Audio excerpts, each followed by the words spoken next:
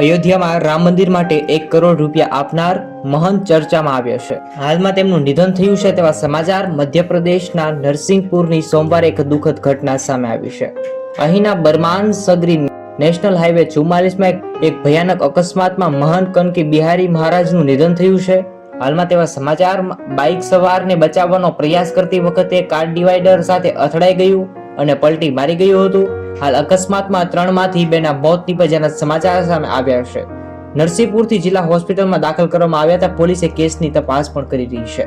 હાલ મહંત કનક બિહારી દાસ મહારાજ ઉત્તર પ્રદેશના અયોધ્યામાં બની રહેલા રામ મંદિર નિર્માણ માટે 1 કરોડથી પણ વધુ રૂપિયાનું દાન આપી ચૂકેલા મહંતસિંહ હાલમાં ચર્ચામાં આવ્યા છે. ભગવાન તેમની આત્માને શાંતિ આપે. જરૂરથી કોમેન્ટમાં ઓમ શાંતિ લખજો.